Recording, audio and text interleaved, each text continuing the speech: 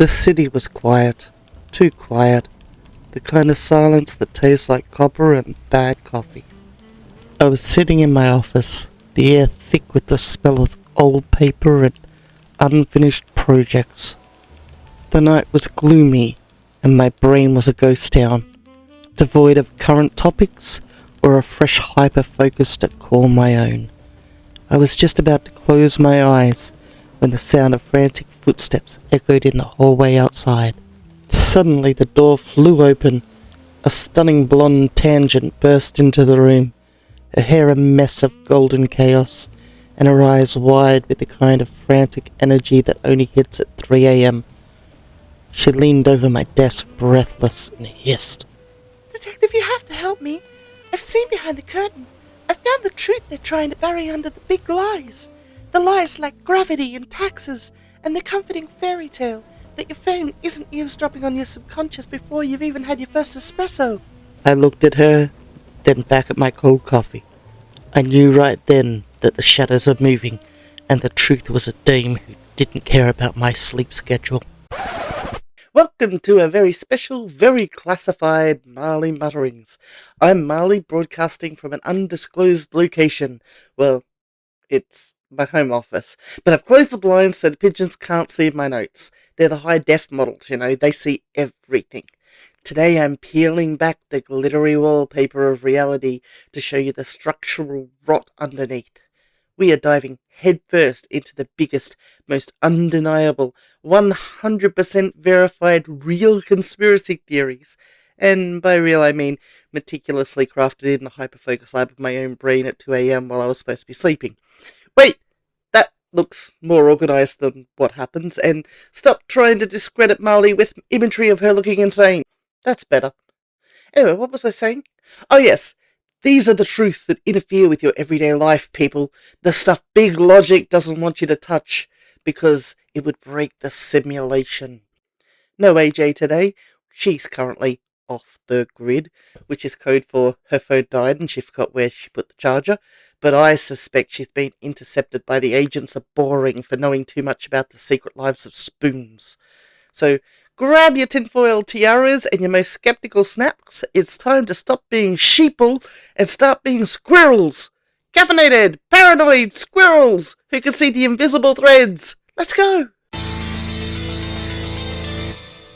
Alright, let's start with the one that hits us all right in the ankles. You go to the dryer, you pull out your laundry, and suddenly you're a lone soldier. One sock is missing. You check the drum, you check the floor, you check the cat. Nothing! Do you think this is a mystery? No, it's the kinetic ionic trigger. See, Big Hosiery, yeah, they have a name, and they're watching, has this secret piezoelectric microfilaments. They weave these unstable polyester chains into your socks that stay totally chill until they hit a specific RPM. Your dryer? It's not just a dryer, people, it's a particle accelerator. Once that drum hits activation velocity, the centripetal force triggers harmonic thread decoupling. The sock literally vibrates itself out of existence. And if you're wondering where the body went, look at your lint trap. That's not fuzz, that's the corpse of your missing garment. They call it rapid molecular sublimation. I call it a $12 vanishing act. But here's the kicker, the psychological warfare. They use the asymmetric longevity model. Every pair has an alpha and a beta. The alpha is built like a tank. It'll survive a nuclear winter. The beta, it's got the instability catalyst. The beta disintegrates, leaving you with one perfectly good alpha sock. And because you're a human with a soul, you won't throw it away. You put it in the mismatched bin, creating a sunk cost fallacy that keeps you buying more of the same brand just to find a mate for your lonely alpha. It's a subscription model for your feet that you never signed up for. And don't even get me started on dryer sheets. Softness? Please. Those are conductive neutralizers. They're just there to dampen the smell of the ozone discharge created when your sock undergoes a phase shift. If you smell burning, it's not the lint, It's the polymer bonds of your favourite argyle screaming in agony. They're even tracking us, guys. Every beta sock is dyed with a specific isotope.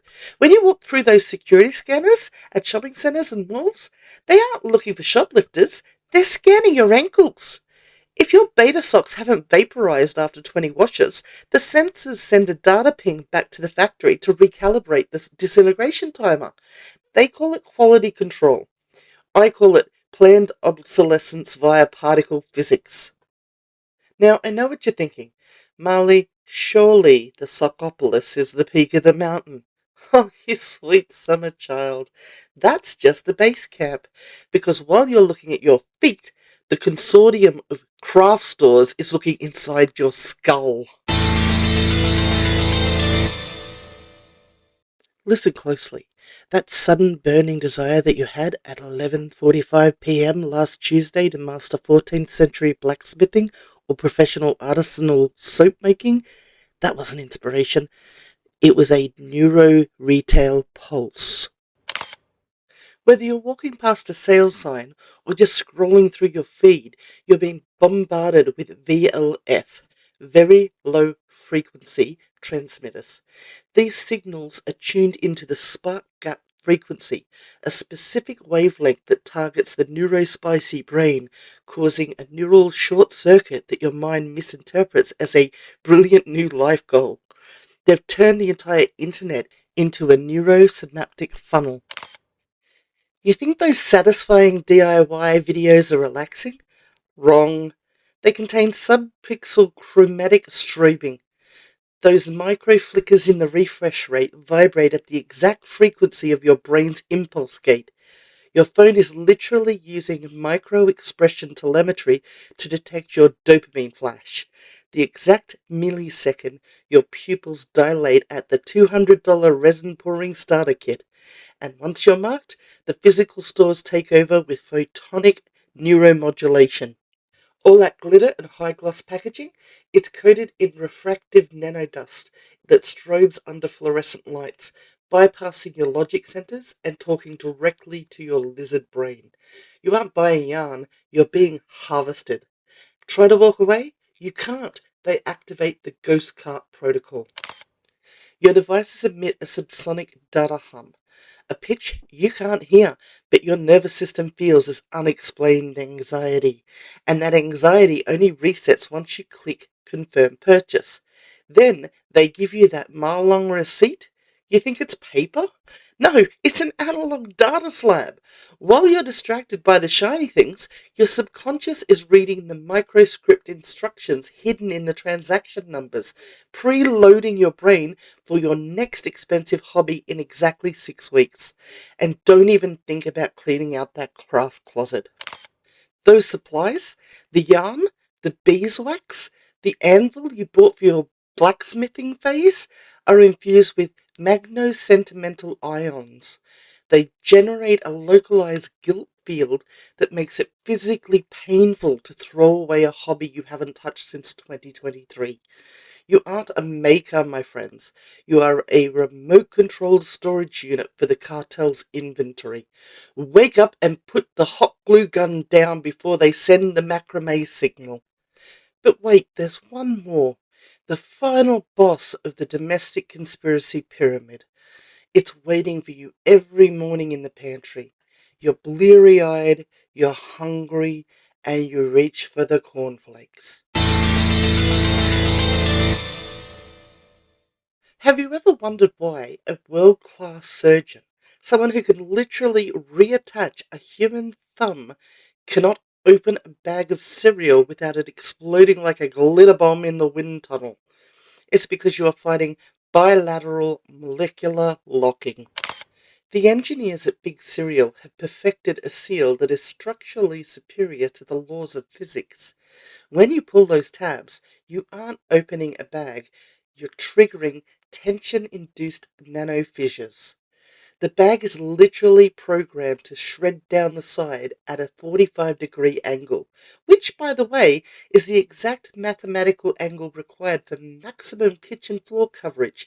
It's not a mistake, people. It's ballistics. But why do the flakes always end up under the fridge? Why never in the middle of the floor where they're easy to sweep? Well, meet the Shadow Realm Vector. Each piece of cereal is hit with an electrostatic glaze. The moment that bag rips, the friction creates a static discharge that turns your breakfast into a swarm of repelling magnets. They aren't falling, they're being electrically propelled towards the dust bunnies under your appliances. It's a calculated strike on your sanity. And here's the kicker, the triple threat cabal. You think Big Cereal is working alone? Please, Big Broom and Big Vacuum are in on it. Tucked into the plastic of the bag is a piezoacoustic strip. When that bag shreds, it sends a spill ping, a silent data burst that tells your smart appliances that a cleaning event has occurred. This triggers a product depletion alert in the cartel's database.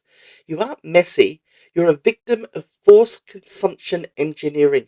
You're buying more cereal, more vacuum bags, and more brooms, all because a bag of flakes was designed to self-destruct the moment you felt a slight hunger pang. Stay hungry, my friends, but stay suspicious. And the bag doesn't open with a gentle tug, run. Just leave the kitchen and eat a piece of fruit. The fruit isn't in on it. Yet. Now look, these are just 3 examples. 3 tiny threads in the tapestry of conspiracies that are totally real and definitely not made up by me because I had too much time on my hands and access to AI that helps me make nonsense sound quasi-scientific. There are so many more. But you have to ask yourself, why isn't there more noise about this? Why aren't people marching in the streets over harmonic thread decoupling? Because the government keeps us distracted. They seed the population with these massive, loud, outrage conspiracies to keep you from looking at your feet.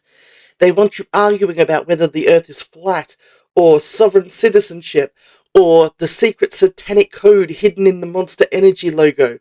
Why? Because those sound big. They make people feel like they're uncovering the secrets of the universe.